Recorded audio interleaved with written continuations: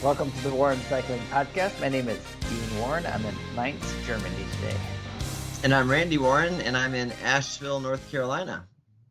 And it's episode 320 of the Warren Cycling Podcast. They just keep coming, although we did have about a 2-week break since I was on vacation. Back from Bora Bora. That's probably the only time in my life I'll ever say I'm back from vacation in Bora Bora. It's one of those lifetime bucket list vacation places, but had the chance to go there, and it was really nice. Really nice. The pictures, the water was so crystal clear. Super clear. Yeah. I did get one bike ride in around the island. It's about 19 miles to circumvent the island. But the bike rentals are just like beach cruiser, single speed bike. So there's 2 little hills. So I went really hard up the one hill, and then I checked the Strava, and I think I went probably the least. People will go more counterclockwise, so you're on the water side, maybe. I don't know. We went clockwise, but so that way doing the climb, I was like 30 out of 300 and some with a beach cruiser bike. So I thought that's not bad. Did many people bring bikes, you think, there? I saw a couple of people with road bikes riding. You could ask to borrow it. Say, hey, can I borrow your bike just for a minute? Yeah. Oh, Strava.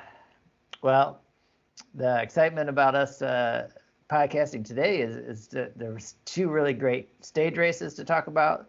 Upcoming Monument. So you can see we're excited. I had it last podcast too, but didn't talk about it. But the upcoming Monument Milan-Sanremo this coming Saturday, because today is March 13th, so March 18th, Milan-Sanremo will be taking place. That was back in 2012, I think. Simon Gerrans latched on to poor old Fabian Cancellara, who had that happened to him a couple of times, where always did way too much work on the one of the strongest guys, but doesn't have the fastest sprint, and so he would tow faster people to the line.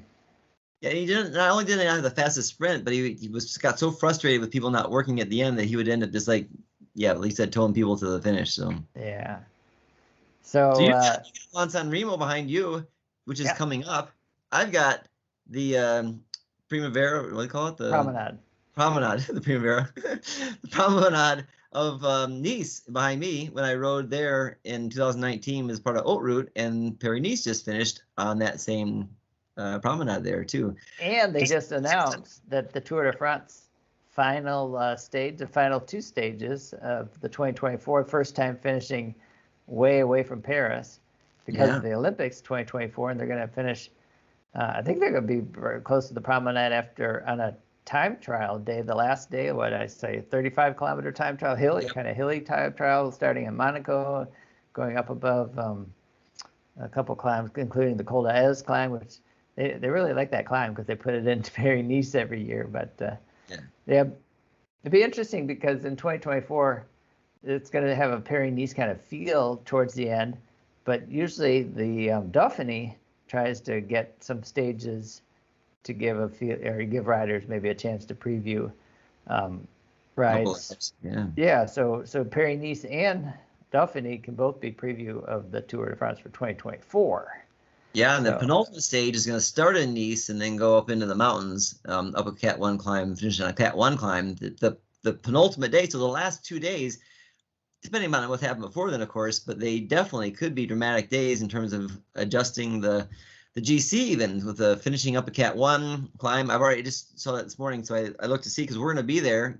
Carrie, Matthew, and I are going to be in Nice for the finish, and so we're going to stay probably in Nice. And I was looking to see, can I get to the finish of that day? It's an hour-and-a-half drive away, so I'll have to figure out how to do that. But it starts in Nice, finishes up the Cat 1 climb, and then the last time trial will be up in the mountains, I guess. And I think it's going to come down and finish. I think they didn't say exactly on the promenade. So that'll be fun to see that. And then we'll take the bullet train the next day probably to Paris to tour Paris a little bit, and then see the individual time trials, which happen the next weekend, and then the mountain bike racing, which happens Monday, Tuesday, and then the road races, which happened the next weekend after that too. So it'll be a lot of cycling at the Olympics. And with Tour, and then the Olympics, and then of course we need to visit just the sights and sounds of Paris too. So it'll be a fun trip. That's getting way ahead. We usually don't talk about 2 years ago. 2 years ahead. Year and a half. It's coming up, coming faster and faster, right? I mean, we're already now having Milan-Sanremo, which means it's really the start of the first monument, and then the Giro's not too far away, and Primož Roglič had a fantastic Tirreno-Adriatico, right, and he's getting ready for the Giro, as is Remco Evenepoel, who's already been racing really well too. So there's a lot of things happening already right away. And I think according to the start list of Volta Catalunya, which starts the 20th, so just about a week from now, and it looks like both Primož Roglič and Remco Evenepoel will be on the start list. So we'll have a preview of Giro Showdown beforehand. Yeah, just like we had a preview of the Tour de France at Paris-Nice this past week. Well, we knew Tadej. Yeah. Well, I'm gonna say, go ahead. Yeah. Oh, we knew Tadej Pogačar was already on great form from the racing he's done in Spain. Couldn't tell as much from Jonas Vingegaard because he did very well in his race in Spain too, but with not a lot of competition. Yeah. So, but the second place finisher though, so Vingegaard was actually third. Yeah. Gaudu, right? Gaudu he's looking really good. Yeah. Yeah, he finished second, and basically, apparently, Francis de Zur was trying to figure out: do we bring Arnaud Démare with us to the Tour to win sprint stages, or do we put everything behind Gaudu? And Sean Kelly was saying basically that this was his time. It was trial, to see his test to see if he would maybe get the whole team to back him in the Gaudu in the Tour and not bring Arnaud Démare for the sprints and just have the team 100%. And they said he rode so well at Paris-Nice that they think that's what's going to happen. So they put him into maybe even a big 3 now instead of just a big 2, and they all were at Paris-Nice, this last week. So right, but it's pretty early to really, I think, look at because it's the Dauphiné that really kind of gives them maybe a better indication of the form. I mean, because it comes much closer to the Tour, and also I think it's a little bit harder than, or maybe more mountain stages, more for the guys that are really going for the GC overall. I would think bigger mountain stages. Yeah, Paris-Nice, like they were saying too, this win that Pogačar had this week was the biggest win since 1986 or something like that. Time gap, right? Yeah, by Jalabert was the last person to win by over a minute, Yeah. And so it's usually right. This one here has got mountains in it, but they're not the ones that are going to create big, huge time gaps and have huge things. And then the time trial was a team time trial this year, not an individual time trial. And so, it wasn't. It's not as decisive, certainly, as right. Yeah, the Dauphiné is usually right on the edge of the Tour, and you see the form differentials even bigger there. But still, sometimes it'll change. Someone will win the Dauphiné or do really, really well there, and that's their absolute peak, and then they've dropped off. We've seen that even with some Americans before who've done well in the Dauphiné. Sure. But we had Americans do really well in Paris-Nice too. Yeah, really? Neilson Powless was right from the get-go looking strong. I watched Chris Horner's analysis, and he thought maybe he was being too aggressive and not really say. And he was very aggressive. The first stage of that he paid for it on by stage. I guess the stage after the time trial and the climb that's where he lost most of his time. He thought he was paying for being too aggressive those first couple of days where he didn't need to be. But I don't think it would have changed too much on the overall. Did he finish 6th? Maybe could have been a place or two. Maybe. Although Matteo Jorgensen, of course, had the best final day. His last day was really good. He made the group that was everybody but Pogačar. So it was Vingegaard, Gaudu, Yates, and Jorgensen. And so he was trying to jump up to 5th place overall, and he didn't quite get enough lead in that group to be able to do that. He was 10 seconds ahead of the group with Paulus, who won the sprint from his group, which has Sivakov, Bardet, Jack Hagan, Gino Mader, who had a really good race too. Gino Mader, he ended up 5th overall. Simon Yates was 4th. Simon Yates looked pretty good too. Paulus was 6th. Mader was trying to hold on to the 5th place, with Jorgensen was trying to take that over. And Jorgensen was very frustrated at the group he was in, saying that they weren't really going to go to try and even catch Pogačar to get in the to have a chance for the win. Yeah, he thought they were racing for 2nd. Yeah.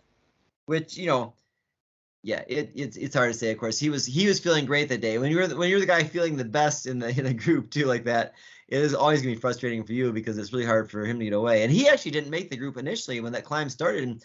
It was just Gaudu, Vingegaard, and Yates, and then shortly after that, Jorgensen bridged up to him, and then that group got away from that second group. So he was riding obviously really strongly, and I'm sure it was frustrating too. But so he only ended up 8th, but he was only just a few seconds off of getting Gino Meder's 5th, and that would have swapped out with Paulsen maybe at that point too, because Jorgensen was on the same time as Romain Bardet, 3:19 back.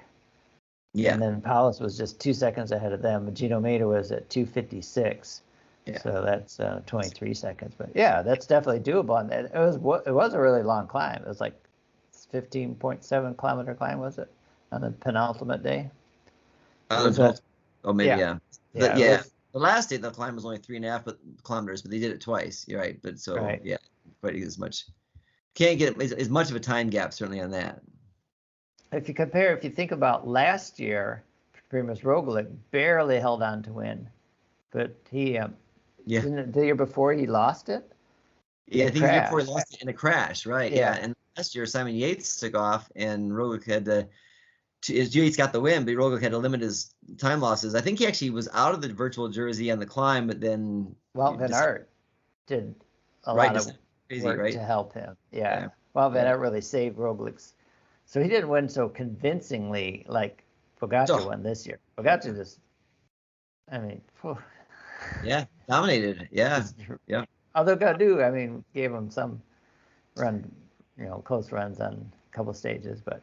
Yeah, and the penultimate stage, like you said, was actually a tight battle too. So Pogačar just won, right at the very end, and he did put 2 seconds into Gaudu and 6 seconds into Vingegaard, who actually lost more time the day before. But yeah, and that was the day that Paulus was 24 seconds back, and then Jorgensen was 38 seconds back. So that you're right. That was definitely a decisive stage in terms of just defining the overall. And having Gaudu challenge Vingegaard was pretty impressive. Once you win the Tour de France, right?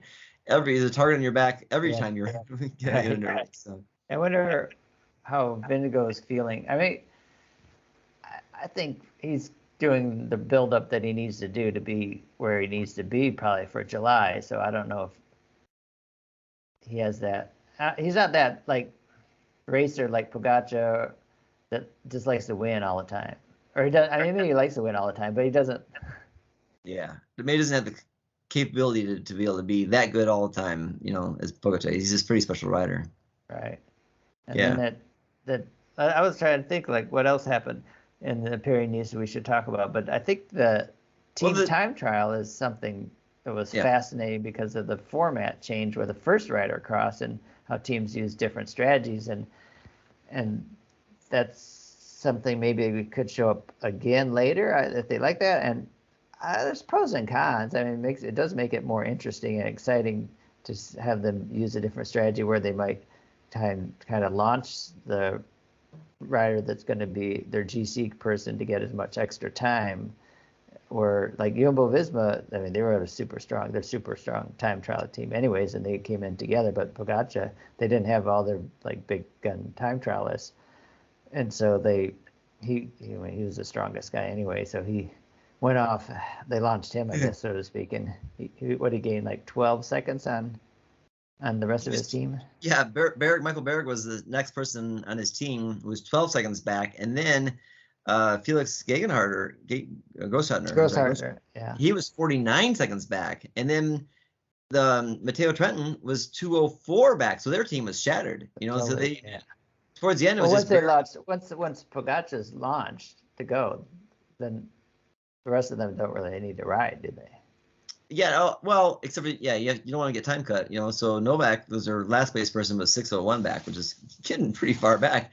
So Berg, I'm guessing, probably took as much of a pole as possible. I don't think he would sit on Pogačar's wheel, but I didn't see that team ride. I just saw a few of the highlights too. But their team still only finished 5th too, so it was, not super successful for them. And then, Education was just 1 second off. 1 second off. Yeah. So that's 2 time trials where they've just just been like 1 second? Yeah, they're obviously really good again. They used to be really good when they were the Garmin Sharp team, and they were really good at team time trialing. And they put, Christian Van de Velde in the pink jersey before for the Giro d'Italia of the team time trial, and they had quite a long legacy. And they haven't done as well, so it's kind of fun to see them back doing really well again. Too. Because it's a discipline that definitely, if you practice some and you really assemble the right people, you could be really good. So yeah, it's 1 second back of Vingegaard, who was there, on the Jumbo-Visma team, and they had 3 guys. So Vingegaard, Van Hooijdonk, and Tratnik were all together, and then Tobias Foss was only 5 seconds back, so he was right there to the very He end. did a lot of work for the. Yeah, Rowan Dennis, though, who you would think would be the best time trialist of the group, even was 40 seconds back. But again, he might have done huge turn before he fell off. Sure. Yeah, and Magnus Cort was by himself when he finished 2 for EF, and Nielsen Paulus was just 4 seconds back. So they were the last 2 guys standing in that group. Magnus Cort was able to get into the jersey for a day because of his. Yeah, he's had a great spring so far, or winter even, And then Jacob, Team Jacob Alula was next, and so that probably put Simon Yates into a good spot too, because he was thereabouts for the whole race too. And so he and Michael Matthews, who's a really good time trialist, I think people forget that sometimes, were the last 2 guys there with Keelan O'Brien, 4 seconds back, real close together. So Team Jacob Alula, really, it's a pretty impressive ride. Only Chris Harper dropped off pretty early, and then Lucas Hamilton was the next person, but everybody else was about a minute or so back, so they were less than a minute or back, so they were really good. And then Gardou, again, he finished so well in second place. His team, Groupama FDJ, who's not known as they practice a lot. Yeah, and instead they have Stefan Kung too, who's one of the best time trialists. Yeah. You think he's European champion right now, right? Isn't he? So they were 4th place, just 14 seconds down too. And Dumar was there at this race, although I don't think he showed in any sprints. So maybe I was trying to think I was doing pretty good actually to keep up more than I thought I might. Like when I woke up, there was 11 hours behind Europe time, so the races were done, so I could kind of look at the highlights right away. Yeah. Like before, went off to did something fun in that crystal clear water. But I was trying to think what sprint stages they had and who did well, because I'm thinking of more Tirreno-Adriatico. I paid more attention to that because I think bigger sprinters were there. There wasn't this, the biggest mountain stage, actually, you might say, was stage 4. That was the biggest, day in terms of GC stuff too, and that's where Gardou stayed with Pogačar and really Vingegaard saw we finished back 43 seconds back. That was his biggest loss in terms of that too. And actually, Paulos finished behind Jorgensen that day too. So I think that was the biggest day definition wise too. But sprint wise, it was not much. Tim Miller won. Tim Miller won the first stage. I just saw that. Yeah, ahead of Sam Bennett and. But Olaf didn't Coy win one stage then? Now I'm trying to remember. He was 4th that day. I have to look and see real quick to see. Yeah, was the. Didn't Mads Pedersen was finished first the second day, with Coy was second, and Magnus Cort was 3rd. Did he pick up some bonus seconds? Right, he was 3rd on the first day too, so that helped him get into that yellow jersey then for a day, right? Yeah, he picked up 4 seconds that day too. Yeah. And so we can see, I think that Pro Cycling Stats actually tells us, if you're looking at GC, he had shows us 4 bonus seconds at that point. So he definitely he got 4 bonus seconds the first 2 stages. And that one puts him. He was only by 1 second over Van Hooijdonk. So it was with Jumbo doing well in the time trial too. That helped them out a lot too. But yeah, so Magnus Cort, right? He's always been a good finisher, a good person, really strong. Won a stage race earlier this year, and then was in the yellow jersey too at Paris-Nice, which is it's a World Tour event, one of the biggest early season, certainly stage races that we've got. So he's really having a great year. I think EF is having generally a really good year too. I saw there was the 4th most wins, I think, for a team at 10 wins. So that one of the teams have won the most so far this year. They're and everybody keeps talking about it too, to the point that even there were some time penalties rescinded in Paris-Nice that would have affected 7th and 8th place. And so the biggest thing they said about that was that that affected the team points, UCI points, for their rankings.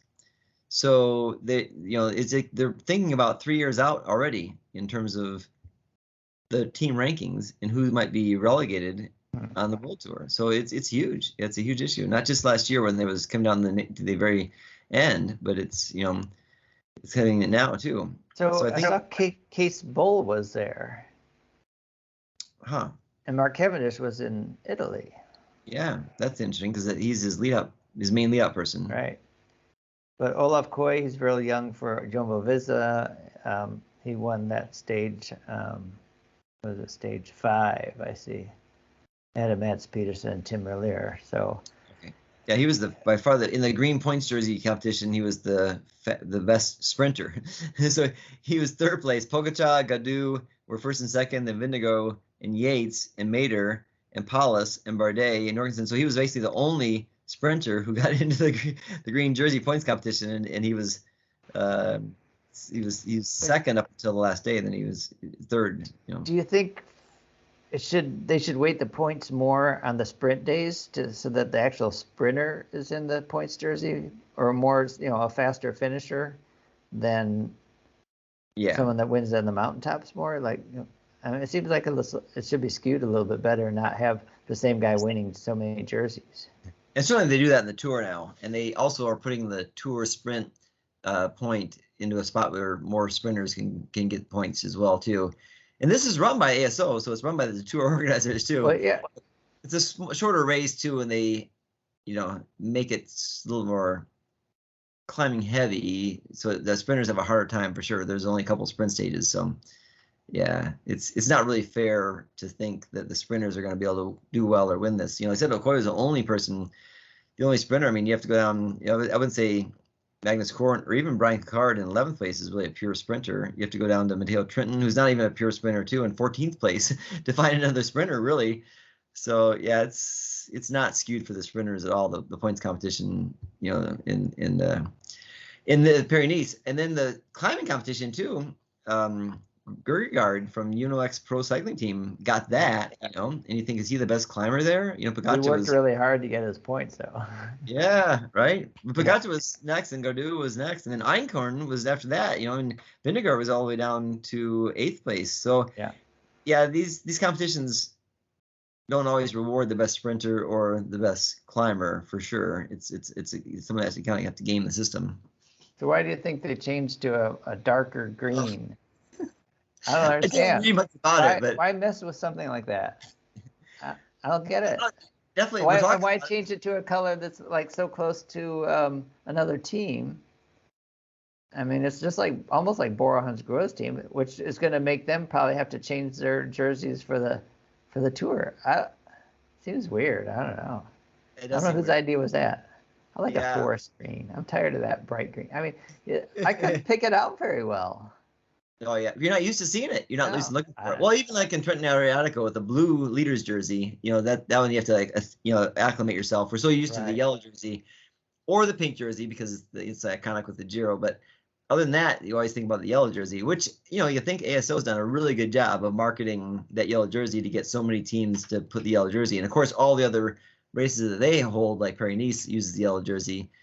But yeah, so the green one, I don't know. I mean, I love that color. I like the dark forest green color, but I don't think it works for the green points jersey. In my opinion, I don't know. It doesn't stand out as much for sure, and it takes a while to get used to. But we are talking about it, so maybe that's what they want, or maybe the sponsor. It used to always be PDM, right? The sponsor didn't have that green. Skoda maybe now, right? Yeah, maybe Skoda said, "Hey, I want this a little bit different." Green. Yeah, different green maybe, and that's and money talks. If they said, hey, we'll throw an extra couple million euro in this, or 10 million euro, or I'm not sure how much you have to sponsor for a jersey, but maybe they were the motivator behind it. I don't know. The articles, maybe I didn't read them yet, like I said, but maybe they talk about the motivation, and if they don't, then maybe it'll come out later on too. But yeah, it's definitely something that changed. Yeah, so it will be different at the Tour. So that's something to look at. Then that we'll complain about more maybe when that happens, or at the Dauphiné at least they'll probably have that same jersey again. Since For sure, yeah. but And the yeah, white so jersey, which stays for the best young rider, Jorgensen was wearing that, but he's holding it for Pogačar. Yeah, because Pogačar is still only 24 and qualifies. That's crazy. The way he's great. winning. I heard some people say that they wanted to change that. If you won that jersey once, you couldn't win it again at the Tour, for example. But Pogačar, this is his first time doing Paris-Nice, so maybe he still would have been eligible for that white jersey. But Jorgensen was only 3:19 behind him, and then the next person, Kevin Machlan, was 14:52 back. So Jorgensen, I mean, that's pretty impressive that he was so far up in that competition. And then Kevin Vermarka too for DSM was 6th place, so he was actually up there too. So Americans are doing, at least in Paris-Nice for sure. But in general, I think we've got some younger talent that's out there doing a really good job. I was thinking, I don't know. I mean, Neilson Powless, and he was 4th last year at the Tour de Suisse, right? I think so. He was up pretty high. Well, yeah. I mean, he could be a pretty good GC guy as well. Yeah. So you're right. 4th.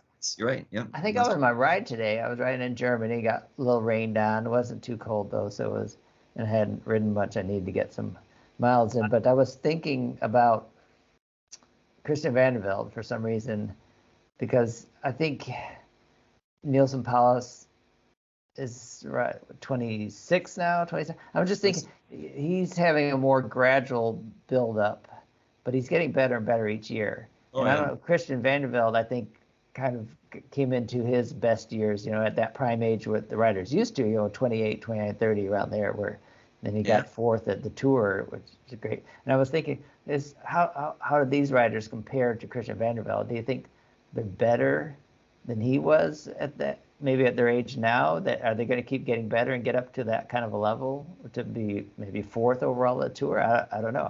I feel like they've won races and maybe more than Christian did. I don't know. What do you think? Well, Christian was a really good time trialist, so he had that to help him out a lot. So if there was races that relied more on a time trial, he oftentimes would do really well in those races because he was such a good time trialist too. So it wasn't like we won world championships or anything like that too, but of the GC guys, he was always up there in the top, echelon of those guys. So I think that helps a lot, because then when it comes down to really close races time-wise too, having a good time trial helps to propel you for that too. So Neilson Powless is not a bad time trialist. He's pretty good, especially shorter ones, because that would put him in such good position to get the yellow jersey last year at the Tour, because he had such a good. But he's not. He's still a notch below some of those guys, big GC guys too. So that hurts him a little bit. So I think if he improved that a little bit, that might help. And you never know. I think consistency over a 3-week race is really tough. On a smaller, week-long stage race, you can have, a spectacular mountain climbing day and then hold on to your. Because really, Jorgensen, when he won Tour of Oman this year, he had a really good, the 2 climbing days. He had one that was just a little bit better than everybody else. Gave him just enough buffer that he was able to hold on to the lead by a second on the next big climbing day, where, he was 4 seconds ahead, and the guy in second got 3 seconds back. But so it was that one big stage that made the big difference there too. That's the kind of thing I think Powless can do. He can win, maybe put a time gap onto somebody, or just get into the GC lead by having that really good climbing stage, and then maybe hold on for a good finish. But over a 3-week race, to have that kind of consistency, especially doing well in a time trial as well too, although this year in the Tour is not very time trial heavy, so that would seem that would help Gardou, for example. Maybe it could happen too, but it's just tough for that 3-week kind of thing too. And that was one thing Christian, I think, could really do well, is sustain that kind of level for a really long period of time. But like you said too, though, that takes time to build that up. Really, as you get older and older, you get more of that deep fitness and experience that you know how to recover better, you know how to be at that level you need to be day after day, not lose time in any days. And people have said that a lot of times too. I mean, Steph Kusis even said that he doesn't really like necessarily being the GC guy for some of these races, because it means every single day he's got to be there. He can't lose time, and he can't really go for broke sometimes and take a risk and get a win. He has to kind of be more conservative to hold on to his GC position, and he doesn't really like necessarily racing that way. So he kind of likes being more the support person with the occasional chance to get a win. And I don't know, Powless is maybe developing that consistency so he can stay in that spot. But we even saw in Paris-Nice, he took some risks and stuff early on by being really aggressive, and that probably maybe cost him, as Chris Warner said later on. But you can't really do that unless you're Pogačar, really, or maybe even Chris Froome or something like that back in his day. You can't really take those kind of risks that might cost you things too. So I don't know. I think he's in the same league maybe as Christian, but I think right now at least, Christian maybe Magnus Sheffield would be the one that would be even better, because he's a very good time trialist, and he's still only 19 years old. So we'll see, but we definitely have really good talent, I think, coming up now and growing and getting better. Yeah, don't really have it. More respect too. I mean, he was even having it's working for him maybe even towards the end of Paris-Nice too, in that too. So I think he's well, who knows? I mean, it's really on you. But he has a time trialing pedigree. He can climb. He's a good finisher. So we'll see for sure. But you're right. I mean, there's a lot of good Americans that are young, and we haven't been in this position for a while.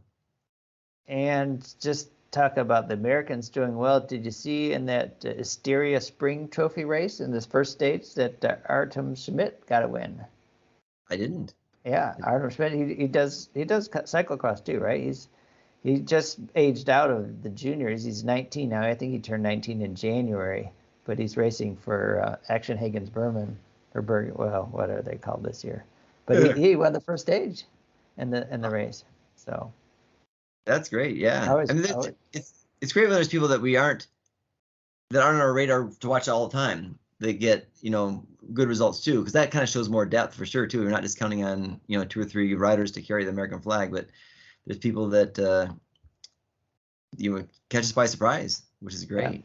Yeah, Hagens Berman Action is what they're listed now this year. And talking about that development team, when I was thinking also about the end of Tirreno-Adriatico, the final podium, second place João Almeida, third place Tao Gegenhardt, both Action Hagens Berman team iteration riders, and then the winner that day of the last day, Jesper Philipsen, who won 2 stages, he was also an Action rider. So I thought, wow, that's pretty impressive. These Action riders have really made a mark all over the peloton. I mean, they continue to be a great feeder and a great developer to these top pros. Yeah, yep, yeah, and actually too, Axel Merckx had the chance to go be the director of, I think Lotto, right? Wasn't it this year they were at lobbying for, and he turned it down, right? Because he wanted to stay with what he had in this great, project. So, he's got a really good program there. I hope that it looks like their funding is secured through next year, because I'm looking at Artem real quick, Schmidt, and this is his first year on the team, and he's signed through next year. So hopefully he's not going to be like on the bubble. It seems like every year he's trying to get secure funding so he can keep his team going. So hopefully, so it looks like he's mostly a sprinter. He's which we need. We're kind of missing a sprinter. Yes, we've got some good talent and all-arounders and some time trialing abilities, but I haven't had a really, really good sprinter in a while. So that would be great to have Artem Schmidt win some sprints. Well, there was another I don't know which talent I'm thinking about. Another American talent coming up that had been contacted by multiple World Tour teams. Junior kid who was good at cyclocross. Yeah, I don't remember his name real quick off the top of my head either, too. But yeah, he had a bad Worlds. He was actually, they thought he might do. He had gotten hurt a little bit before, I think.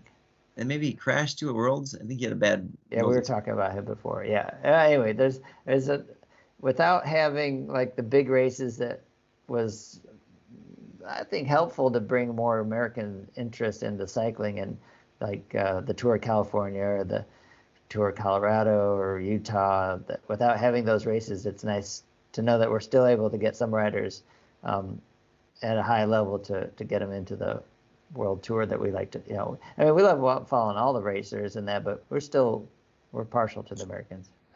Yeah, which I think is okay. We have pride in our own country and what we do here, and especially because we're such underdogs in America in terms of sports. Just cycling gets such little attention, and it's, hard to keep things going, but we want things to be going for everybody too, not just, have everybody go off to Europe and race really well too, but the more good racing there is here. And, maybe we can talk about Mid-South for a second or something too, but the gravel scene, that's where it's really happening worldwide, is here. So Mid-South was the first big, really big race for sure. But a lot of the gravel stuff happens here. And, we looked at the results too. We saw all these European retired pros and stuff. Yeah, Nicholas Roach. Yeah. He was there. But we'd like to see that. I mean, on the road side, it's just not happening. We just don't have, that kind of scene here where we get, that good of road people. And even too on the gravel. So Enzo Hincapie was at the race I did this weekend, the Southeast Gravel Race, the Battle of Sumter Forest.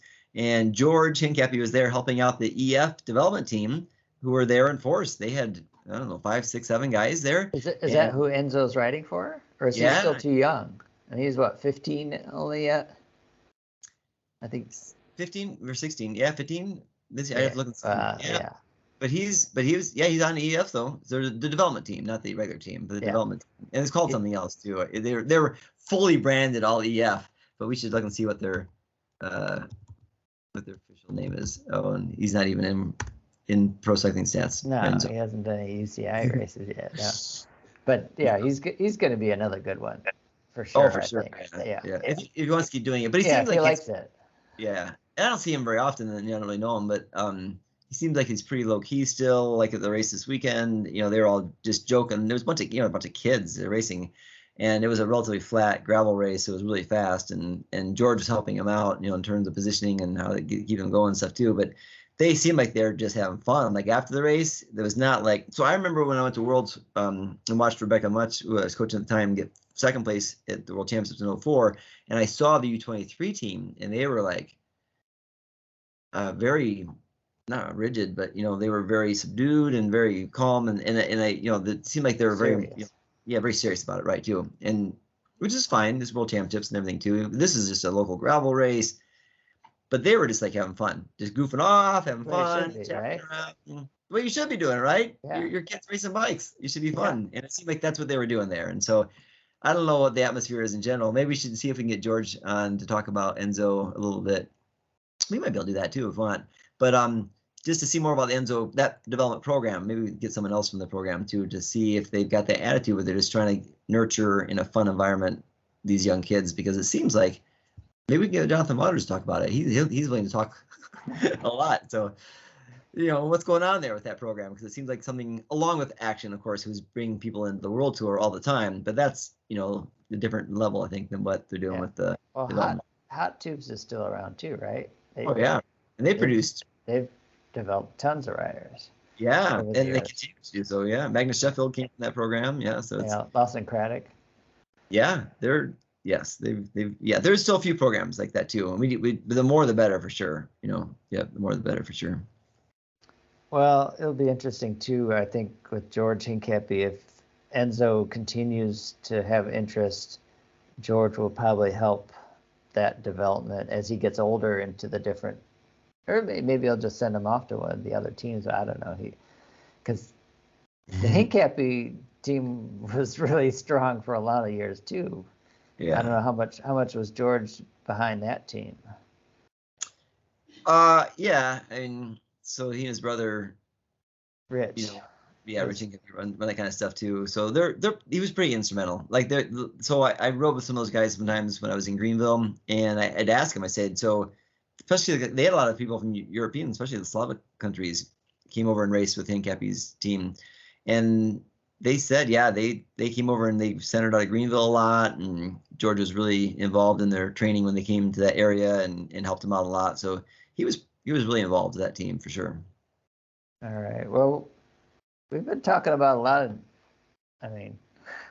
developing of the riders and stuff. Now, we didn't really talk a lot about Tirreno-Adriatico yet, and I think we need to touch on that because Primož Roglič came in kind of a little bit unknown how he was going to perform. With unshaved legs even? Yeah, he wasn't going to shave his legs till he won, but he won 3 stages in the overall. But he did win them, like, dramatically or wasn't like Pogačar. Big attacks, but he won them because he was smarter in a way and could wait because some of those windy days you don't want to get in the wind until the very end. But he was able. He's such a fast finisher, on an uphill finish like that with a hard, like a more climbing finishes. And he just. I think before he was always just maybe too aggressive, perhaps, in his racing, and now he's learning a little more that he's got to maybe pick his moments a little better, but maybe because he didn't, it wasn't in the big shape he is sometimes too, but he did it very, very well.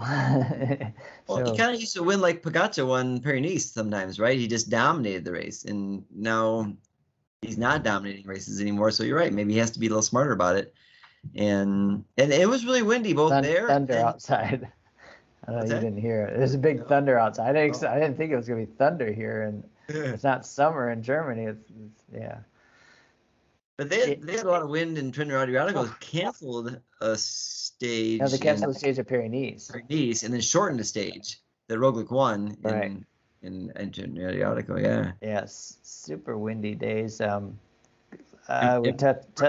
McNulty was there too, and he had a really strong race too. I mean, he ended up 12th in GC, so maybe not spectacular results, but still. UAE had 3 really strong riders, and they ended up getting João Almeida second. So Adam Yates was there too.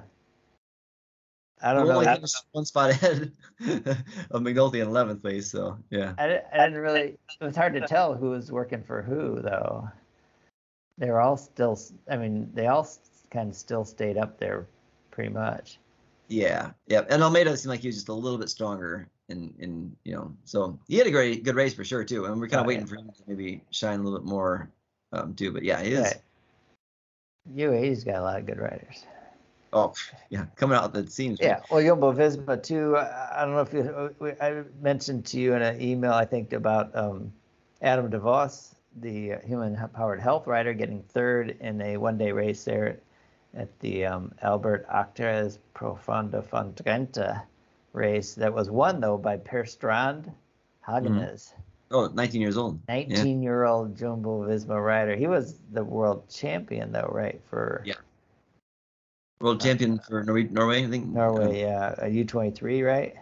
Or not junior. I think it was World 23, right? Not sure. If it was junior World 23, we should look at that. Yeah. But I watched the end of that race. It was a 4-person break with DeVos in it, and DeVos wasn't doing any pulling. He was just sitting on. Yeah, I know. I saw that too. I thought, he's not pulling. He was pulling before then. I was watching before. He was rotating, but then he stopped rotating towards the end. Well, it was getting questionable whether they're going to get caught too. Yeah. And Powered Health wasn't really doing any of the blocking, but everybody else, it was DSM, Jumbo-Visma, who was the other team that was there besides Human Powered Health? All 3 big World Tour teams had teammates back there that weren't chasing, and so they held off that gap. And then, the finish came down to a jump with a little more than a K to go, and then DeVos sat on again and just barely. Daughter of Destiny. That was Florian Vermeersch. Yeah. So it was, and they were muddy. It was a wet race and tough. But yeah, anytime you get a finish too, which I'm sure the pressure was on. He probably thought, I have to get on this podium because that's how Human Powered Health is going to advance, their cause by the races they get into that are this big to actually be on the podium and do well. That's how you get noticed and get other sponsors and get invites to other things and stuff too. So it was huge for Human Powered Health to get on the podium, and that was congratulations to Adam on that. Yeah. Yeah. So talk about Jumbo-Visma because obviously Primož Roglič winning a stage race for him in 3 stages, and they've been winning a lot. But we haven't mentioned anything because it was already 9 days ago. Strade Bianche. We didn't talk about that one-day race. That came after our last podcast, and it's worth mentioning a little bit because Tom Pidcock, of course, super cyclocross rider with skills on the gravel roads where he could descend faster and gain time, but he's a great road rider too. And he backed off his program and didn't do world championships, and he's come out pretty strong on the road. And you've seen Mathieu van der Poel, where, a couple of years ago, he was doing crazy attacks in Tirreno-Adriatico or just looking super strong, and he didn't have that maybe that fitness to do anything crazy like that. Although he was probably maybe the most integral part of Jasper Philipsen winning his 2 sprint stages, because he gave such an amazing lead out for Jasper Philipsen. So Appleton to get those stage wins were really big there. So, but he didn't like show that was that great at Strade Bianche either. Matteo Van der Poel, Wout van Aert didn't even do it because he was a little sick. Remember in that training, and then he and Pidcock crashed together too. He didn't. Yeah, I didn't see that. Yeah, they both, I guess, were unscathed, but still. Pidcock crashed out of the race after that, then though too. Yeah. But Strade Bianche, Pidcock just rode a great race and was almost getting caught, but Jumbo-Visma showed that they're maybe not always going to be so dominant, because they had a little trouble with their tactics Thijs Benoot, who's won the race before, was riding well. Has been riding well because he had a win earlier this year. And Attila Valter, though, questionable tactics with him chasing after Tadej Pogačar, or then they're not helping to pull. I mean, when they had 2 guys there behind and they got so close, but none of them, they didn't want to seem to sacrifice themselves to get back to Pidcock.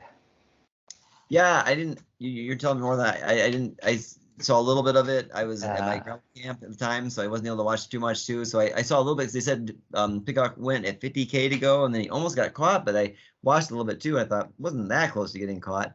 But I did watch the women's race more too, because Kristen Faulkner was off for really. And it was a photo finish at the end too, which of course between 2 teammates. But and did you see Kristen Faulkner too on the climb? So she didn't get caught until the final climb into Siena. Yeah, she was out the front. She was ahead. So yeah. Oh yeah, for a long, long time. Yeah, and then one of the riders who was catching him tried to squeeze by on the right side, and she threw her elbow out, and she's like, "No, you have to fight. You have to earn this pass." I mean, of course, she was pretty fried from being out by herself for so long, but she still held on for 3rd place, which is a fantastic finish.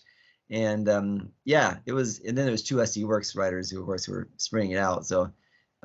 They were going to get the win either way too. But I watched more of that race than I did the men's race, even because again, it wasn't even that much of that one too, because it was the 4-day gravel camp was always takes it hard to watch too much what's going on. And you guys lost electricity and water and everything too. Yeah, so one day we had no power for about 24 hours, and so it was hard to watch races then. That would be worth going back to watch sometime, maybe. Well, again, cold days. About Jumbo-Visma again there too. So they seem so dominant the first couple, big races of the year and stuff too. Oh yeah, that first weekend, that was like, podium, 2 people on the podium every day, and then But if you look back to like Tirreno-Adriatico, we didn't touch too much on that too. But the first time trial, Roglič was 12th place, 49 seconds back. So you certainly after that, Gano won predictably. Kamna was 2nd place. Well, it was raining early. I mean, Magnus Sheffield, he was in the hot seat a long time, but he went earlier in the rain. And you could see the rain was affecting, and then it started to dry out more. And then, Ghana, what was it? Earlier in the year, he didn't win time trial. We were like, he's not going so well, but he's in Italy, and it's a more important race, and also straight out and back, just pure power kind of guy, and Ghana's so big and strong. But Sheffield, though, like you said, was in the lead for a really long period of time on the hot seat, and because he went earlier. And McNulty was 5th place too, so Sheffield finished 3rd, McNulty 5th. So they, a couple of Americans really well now. And Almeida ended up finishing 2nd, right? Overall was 7th, so he was still pretty good. But he was at 41 seconds though, so he's only a few seconds ahead of Roglič. But after that day, though, you're thinking Roglič was, and again, I think he went when it was a little bit sloppier too. Apparently, it was so wet at the beginning that they said that the water was up to the chain ring of the first starters too. So I didn't really see it too, because I saw it was Jacob Alula's sprinter who is escaping me right now. Their big huge sprinter that is Groenewegen. Yes, thank you so much. He was the first rider off, and they said that his chain ring, maybe he was running a 54 chain ring or something. But they said the water. So it was that bad at the beginning too. So certainly it was going to be slower at the beginning and stuff too. But But yeah, it did dry up a lot more, and so things changed. But still, for Sheffield, when in Sheffield was hail at one point. There was hailing at one point. When he was finishing, he was bouncing around on the rough. There was a little bit of rough road towards the end, and the rain was pouring down, and it was certainly not the best conditions at all. And yet he still finished. Third finished overall. Yeah. I mean, third that day. Yeah. Third day, yeah. Leonard Kemna was second. What's that? Leonard Kemna was second. Yeah. And he came into the leader's jersey when he was looking good.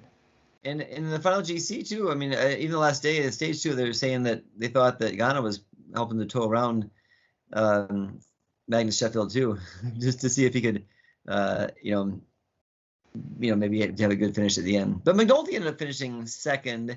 Almeida, still young, in the best young rider in that race too. So Matteo Jorgensen second in Paris-Nice yellow in the white jersey, and then in Tirreno-Adriatico, Brandon McNulty was the second in the white jersey in that one. So best young riders again once in a while, and once again showing the Americans are doing well. And Sheffield was 6th in that one too.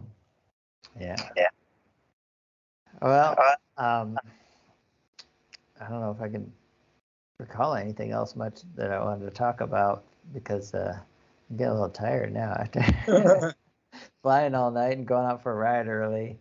But it's really interesting racing. It was interesting looking back, like how it flipped with Roglič, and last year winning Paris-Nice, and Tirreno-Adriatico was more dominated by Tadej Pogačar last year, and then they traded races and they each won again the other race. Yeah.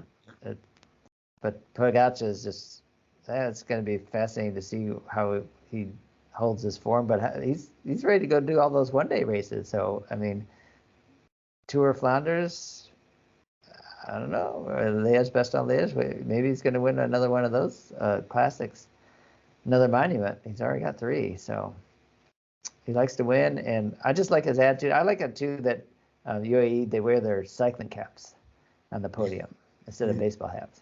Although João Almeida, he didn't tuck his tag in. His tag was like showing. Like, how your tag showing? But I like him wearing the traditional cycling caps instead of the baseball hats, like Jumbo-Visma and Ineos had on the podium there at Tirreno-Adriatico. So, but Patati had his cycling cap on, and that's what I prefer. Yeah, and he's going to do this weekend Milan-Sanremo too. So I think that he wants to win monuments. And so I think, and I think last year he tried to animate it towards the end and just couldn't quite get away. And he was riding so strongly too. And everybody said he's just going to ride away on the Poggio and we'll never see him again. But that's a pretty hard thing to do. But we've definitely seen, people do that before. So that helps make it more exciting. And I think Jasper Philipsen was saying he's hoping that it stays together for sprinters to be able to go after. Fast. Yeah. And Caleb Ewing, of course, is hoping to maybe improve on his 2 second places. And, you got people like Mohoric who got away in the descent last year. It's that's an exciting race to see for sure, because so many different things can happen. But yeah, I think Pogačar really wants to, right. I think the Tour of Flanders would be maybe Milan-Sanremo. Those are going to be really big targets for him. He's definitely not doing Paris-Roubaix, but Liège-Bastogne-Liège, I don't know, maybe he wants to win that again. He's definitely trying to tick off. He likes to win, and he's really strong, so. Yeah, it works out for him a lot. Yeah. But I don't know. Peter Sagan's going to get in better shape too. He raced okay. Was he, but he's just, I would like to see him have, a big last splash in something big, this year before he retires to the mountain bike next year. Yeah, that would be nice. And I think people are talking about too, Van Avermaet, and there's a few other people who are the older guard for sure. That maybe, it's nice. It's a nice time, I think, of cycling right now, where we've got some really good crop of younger riders who are riding really strongly. There's some older riders who are still have enough, to be able to still win races and do well. And so it makes it. I like the way the dynamic is now. Yeah, for sure. Well, I'm looking at the birthday list. I'd like to finish up with who's celebrating their birthday here on the 13th of March. And I'm kind of excited today because it's a rider who is 80 years old today, an Italian. So we get to learn a little bit about the history because it's an overall Giro d'Italia winner from the year I was born, 1966. So celebrating happy birthday. I lost his name already here. Gianni Moda. Gianni Moda. So yeah, not only he won twice the Tour Romandy and Lombardia, so he got a monument in there, and 3 times the Giro dell'Emilia, but he also won the overall Tour de Suisse. So big winner. Yeah, there is Gianni Moda, the Italian. Yeah. 80. Happy 80th birthday. Too. Wow. He won the Giro d'Italia, and he was more noted as a sprinter and a one-day racer, and less of a climber and a time trialist. So, pretty impressive. Yeah, right. He must have parlayed things into really, I'd be interested to see the Giro in '66 how that course was. So he also was a really good GC rider. So he must have really played things well. He was riding for Molteni, so they had really strong teams. Oh, for sure, yeah. But then starting in, he didn't write. It doesn't show a team in '69, and then 70, 71 with Salvarani. And then you change teams every year after that, or they change sponsors. Maybe, I don't know. Well, not every year too, right? So he didn't have 75 in there either too. So so he missed some years. Right? Yeah, hard to say, but he was obviously a really good rider. Maybe there was some controversy over him. Maybe he had something in his, I don't know. Who knows? We need a better historian. Maybe George Christensen, my friend George, who listens to our podcast regularly, knows something about him. Then can tell us if there was reason why he wasn't always on a big team when he was in his prime even. Yeah, but his career points total is like more than double the next rider, Lars Mikkelsen, who's 54 today. Yeah. And then after him, American Tom Danielson, who just mixed reviews about him. Yeah, I saw that was his birthday. He was a nice guy, though. Yeah, I don't really know. For the most part. I think the last thing that's in my mind is that him coaching the gravel racing team where they were using tactics that were unfavorable by the other racers. So. Yeah. Well, the next person though is still racing. So fourth on the list, Simon Geschke. No, Simon Geschke. Yeah. Wow. The German that races with a beard. Yes. Right. Have you seen Quinn Simmons? Yes. Yeah. He's got long hair, beard. He's like a mountain man. And short socks. Do you notice he races with short socks? Really? Yeah. So, Taylor looks like that too, though. My son sometimes. Yeah. Well, last time I saw Taylor, he had trimmed up a little bit, but yeah. So Taylor's really busy right now doing tons of stuff too. So yeah. So maybe it's I think Simon Geschke though he won a stage at the Tour back in 2015. Yeah. It says he's going to retire at the end of 2024. He's already planned his retirement at the end of 2024. And he's a great climber, and I saw him earlier in a race this year. He was climbing really well. He was in the climber's jersey. Didn't he just lose it at the end? He was, or no, I'm thinking about a different time. Maybe what race was it? The Tour or something. I don't know. Yeah, no, I don't know. He was so. I'm looking real quick and see in the GC and it doesn't show the climbers thing anything. So for he did. Au Grand Camino and in Paris-Nice too, but I don't see that he has anything of note in climbing things too. So he was 7th in the GC though in Au Grand Camino.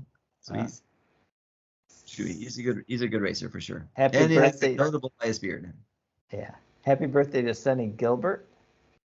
Sonny Gilbert's just 44 today. Jacob Rath.